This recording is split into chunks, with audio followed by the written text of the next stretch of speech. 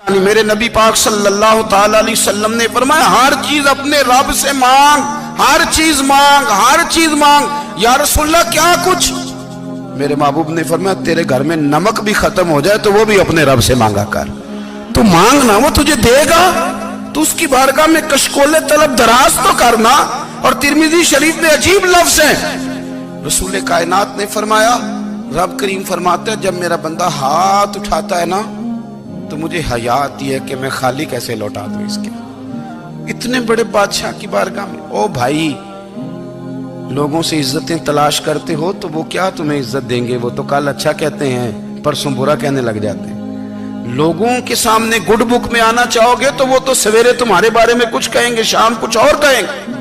اپنی روحانی زندگی آباد کریں، اپنے مسلح کو وقت دیں، اور دنیا سے چھپ کر اس موبائل کو بند کر کے اور اپنے آپ سے بھی چھپ کے اور تنہا ہو کے چھپا کے سارا کچھ اپنے آنسو اپنے رب کی بارگاہ میں پیش کریں، اس کے حضور حاضری دیں۔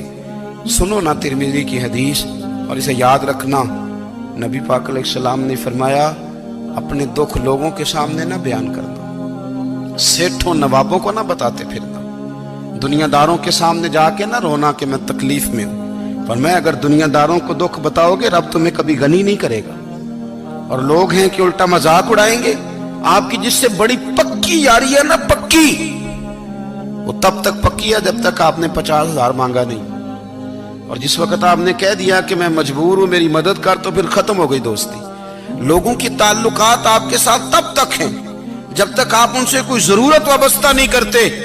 کریم محبوب فرمانے لگے بندوں کے سامنے دکھ نہ بیان کرنا، اللہ تجھے کبھی غنی نہیں کرے گا، تو اپنے دکھ اپنے رب کو بتا، تو دعائیں مانگ، تو اس کی بارگاہ میں حاضر ہو، تو اس کے حضور عرض کر۔ فرمایا اپنے دکھ اپنے رب کو بتا، وہ جلدی کرے یا دیر سے کرے تجھے ساری دنیا سے بے نیاز کر دے گا، تجھے کسی کا محتاج نہیں رہنے دے گا۔ حضرت ابو الحسن رحمت اللہ تعالی علیہ حضرت معاذ ابن جبل رضی اللہ تعالیٰ عنہ کے پاس بیٹھا کرتے تھے۔ فرماتے ہیں ان سے جو پیار بڑھا تو پھر میرا مسلح سے بھی بڑھ گیا۔ تابعی ہیں، فرماتے ہیں صحابی رسول سے محبت ہوئی تو ذکر سے بھی ہو گئی، پھر درود شریف سے بھی ہو گئی، محبت ان سے بڑھی تو پھر اللہ نے مسجد کا پیار بھی بڑھا دیا۔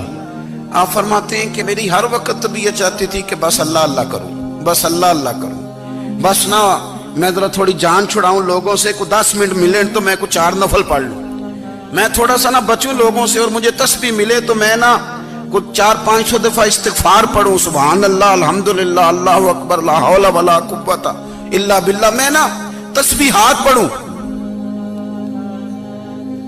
فرماتے ہیں کہ بچے تھے گھر میں 6-7، غربت تھی، کام ملتا کوئی نہیں تھا، اور میں کام چور نہیں تھا، کام ڈھونڈتا تھا، پر اللہ کی قدرت کے کام نہیں ملتا تھا۔ فرماتے ہیں کہ میں نے ایک دن اپنی اہلیہ سے کہا کہ آج میں پھر جاتا ہوں کام ڈھونڈنے، تو میری بیوی بڑی فرما بردار تھی، پر اس دن نہ غربت کے ہاتھوں تنگ آ کے کہنے لگی آج نانا کوئی تو چیز لے کے آیا، تو مجھ سے بچوں کی بھوک نہیں دیکھی جاتی، یہ سب روگاں دا روگ محمد جس دا نام غریبی، کنڈ بلا کے لنگ جاندے نہیں دوست یار قریبی، آج نہ کچھ لے کے آیا تو میں بچے لے کے میکے چلی جاؤں گی۔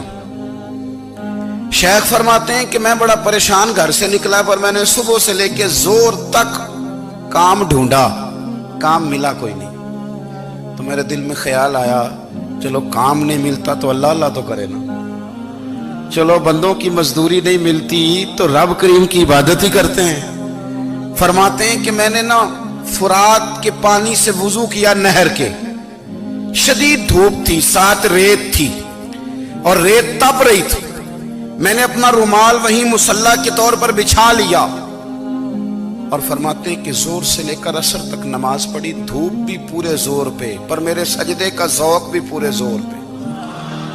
فرماتے ہیں سورج بھی چمک رہا ہے اور رب کی عبادت کا ذوق بھی پورے زور پہ، میں سجدہ کروں تو پھر میرا اٹھانے کو جی نہ چاہے۔ میرے استاد لکھا کرتے تھے، یہ ان کا شعر ہے، وہ کہا کرتے تھے مجھے سوز دے، مجھے ساز دے، اور مجھے نیم شب کا نیاز دے، دم سجدہ خود کو میں توڑ دوں، مجھے ایسا ذوق نماز دے، اور میں تیری بہار کا پھول ہوں، میں کھلا بھی ہوں تو تیرے لیے، مجھے میری شاخ سے توڑ لے، مجھے اپنی زلف کا ناز دے۔ بھائی فرماتے ہیں کہ عصر تک میں نے نفل پڑھے، دل ڈھلنے لگا، عصر کی نماز پڑھی اور میں وہاں سے چلا۔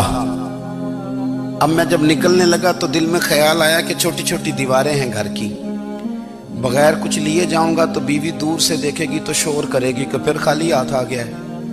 کہتے میں نے اپنے اسی رومال میں جس پہ میں نے نماز پڑھی تھی نا، رومال میں کی عقید پنجابی جسافہ کہتے ہیں، اسی میں نا میں نے کچھ ریت بھر لی کہ وہ دور سے دیکھے گی تو سمجھے گی کچھ لے کے آیا ہے، چلو جا کے اسے بتا دوں گا کہ آج پھر مزدوری نہیں ملی۔ کہتے ہیں وہ ریت لے کر جب میں گھر میں گیا تو پہلے بیوی دروازے پہ کھڑی ہوتی تھی، پوچھتی تھی خالی ہاتھ آ گئے ہو؟ آج میں نے دیکھا تو ہے ہی کوئی نہیں۔ فرماتے ہیں میں اندر داخل ہوا، سلام لیے، کونے میں میں نے وہ رومال رکھ دیا اور میں نے آواز دی کہ بھلی مانس کہاں ہو؟ تو وہ کہنے لگی آپ منہ ہاتھ دھو لیں، میں روٹی لے کے آئی۔ میں نے کہا روٹی کہاں سے آ گئی؟ یہاں تو کئی دنوں کے فاقے، تو کئی دنوں کی غربت ہے، یہاں تو اس گھر میں تو فقیری ہے۔ فرماتے ہیں کہ وہ روٹی لے کے آئی اور اس وقت کی جو موجودہ نعمتیں تھیں، سمجھ لیں سلاد، اچار، ہر چیز ساتھ لائی۔ میں نے کہا کہ بچے کہاں گئے؟ کہنے لگی وہ کھانا کھا کے کھیلنے گئے، آپ کھانا کھا لیں آ جاتے۔ کھانا اس نے چن دیا۔ میں نے حیرت انگیز لہجے میں ساری نعمتیں اپنے دسترخوان پہ دیکھ کر کے بیوی سے پوچھا یہ کہاں سے آیا کھانا؟ بچوں کو تو نے کہاں سے کھانا کھلایا؟ یہ سارا کچھ کیسا ہے؟ کہنے لگی پتہ نہیں آج آپ کس کریم کی مزدوری کرنے چلے گئے تھے، پتہ نہیں کس کریم کی، میرے گھر میں تو اتنی نعمتیں آئی ہیں کہ مجھ سے سنبھالی نہیں جا رہی، اتنا اناج ہے، اتنا گندم ہے، کس کریم کے دروازے آج چلے گئے تھے؟ یہ کہتے کہتے وہ اٹھی اور اٹھ کر کے کہنے لگی پہلے بڑا کچھ آیا تھا، اب کیا لے آئے ہو؟ اور جا کر کے نا اس نے وہ ریت والا رومال کھولا، کہنے لگے میں تو لے کے آیا تھا ریت، تو میرے رب نے اسے بھی سونے اور ہیرے بنا دیا تھا۔